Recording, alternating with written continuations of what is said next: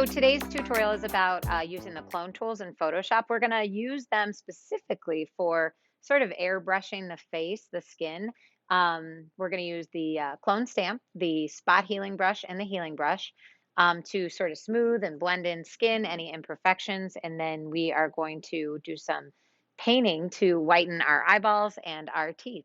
I want you to recognize that when you see something in a magazine, that has been generally airbrushed.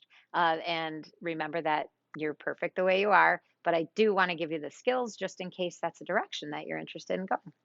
Let's get started. Okay, my friends, let's assume that this picture has already been edited to be cropped and the color's the way I want it to be, the contrast is where I want it to be. I've already burned and dodged where necessary, but now I'm going to go in and I'm going to use a different set of tools called clone tools. Now what you need to understand is cloning is going to make a replication. It's going to duplicate pixels from one area and cover them on top of another. So let's just start with the basic clone stamp. I tap my tool, and then in my tool options, I need to define my source. That target helps me define where I'm cloning from. So I'm going to do something silly. I'm going to make the target my eye. Then I have a brush. You can decide what size you want your brush to be. I'm going to clone my eye, so I'm going to make my brush like the size of my eye. I'm just being silly right now, right? Hardness for this one, I'm going to leave it down to 0. Sometimes you'll want the hard edge to be there, but in this case, I want it soft because I want it to blend. Opacity, I have it set to 100 so that it will exactly clone. So once again, here's my target, my eye, and now if I just paint, it's literally taking what I have here and adding it there. Now that's silly, right? Like that just looks ridiculous. So, but it's a fun thing to know how to do.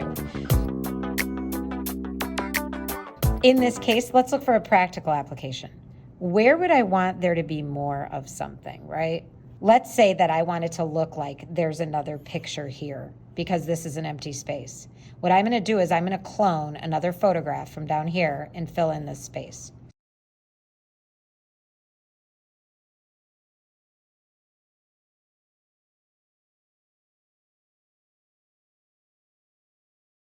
Now, I made a mistake here because I started in the middle. Let me undo that. Let me try this again, and it'll be a little more calculated. So I'm going to tap exactly where, because I want this space to appear. And now, there we go. There, I like that better, because that looks like it makes more sense. Nope, I need my brush to be smaller, because look at that. I need my brush to be smaller. So you may play with this, like just play with it a couple times and see what you could do. Maybe you need your brush to be a little bit smaller to make it work better. I had too much of a big, my brush was too big. I'm learning this with you guys. This is new to me too. All right, let's try this again. Ooh. Target. So make a flow, target, and then paint.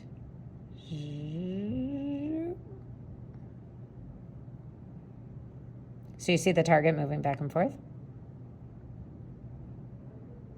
There we go. Done. So cloning, again, it's going to pick up pixels from one area and add it to another. So that's the clone stamp.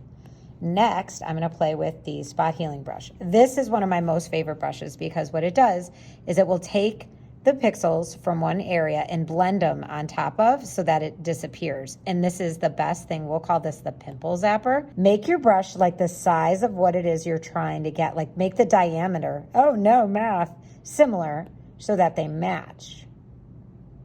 Okay, once you're ready, I have my hardness down to 0. I'm just going to tap and rub over, gone. Let's say I don't want my beauty mark here, gone.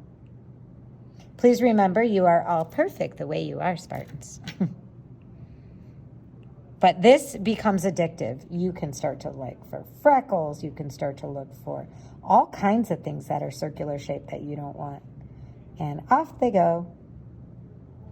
Okay, so that, my friends, is the spot healing brush. Next tool we're going to play with is going to be healing brush. This is a wrinkled person's best friend. Now you, again, don't have wrinkles, but I do. So this one works just like the clone stamp in that you're going to target an area similar in color and texture to what you want to get rid of. So I have my target right here, very close. The brush size, I'm going to bring it down to be like the width of the line I'm trying to get rid of. And boop. Target again. Paint. Target. Target. If you don't redefine that source, it's going to keep grabbing the same target that you had last time.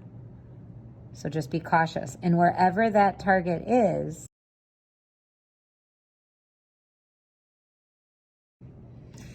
now, professionals, they probably, when they're doing this, they will add another layer. So they'll duplicate the layer.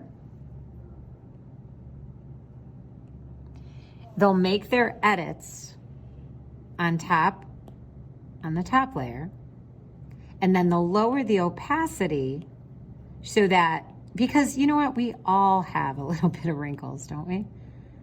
Everybody does. And you don't want to look like you, or maybe you do want to look like you just had Botox. I'm not really sure. That looks a little bit fake right there. Let's fix that a little more. I don't like that. Redefine. Tap. Okay. All right, now that is looking like I just gave myself Botox, right? So again, it looks a little bit fake. The best thing to do here is to make it sort of, if I lower the opacity just a bit, see if I lower it down, then they all come back. But if I just make them a little bit lighter, boom, then it's like I softened my wrinkles, right?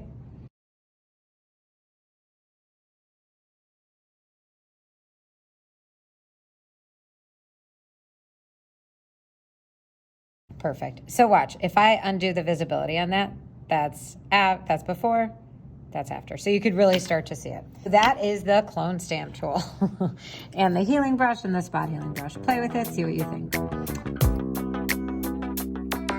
Next we have we're going to whiten our teeth and our eyes. Please remember, like I said, you're all perfect the way you are, but this is literally what they're doing in magazines, just so you're clear. For this one, I like to add a blank layer, so I add a new layer, and we're gonna play with our paint here. You're gonna change the mode of that layer to color. The reason is because you want the paint to blend. You don't want it to be opaque. So I'm gonna find my paintbrush tool, and I'm gonna change the mode of my tool here by clicking the 3 dots, and the blend mode by default will be set to normal. You're gonna make the default color. The reason again is so that when you paint the white color, what you're doing is it's gonna blend in there. With your brush size, make it the size of what you're working with. I'm gonna be doing my teeth here. Make the hardness 0, zoom in so you could really see it, and then poof, whitening my teeth. It's pretty nifty, huh? My brush is a little too big, so I need to make it smaller when I do those smaller teeth.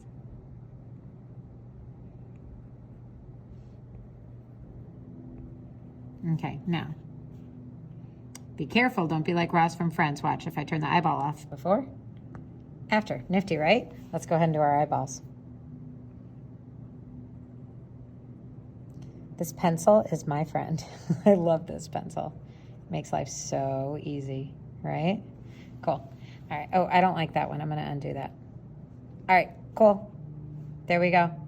If you feel like it's too much, again, lower the opacity. Like if you overdo it, just lower the opacity. Just bring it down, right? Because you want to look realistic here. All right, so now I've cleaned up my skin and I have whitened my teeth. If we look at me before and after. Not bad, right? Subtle, but better.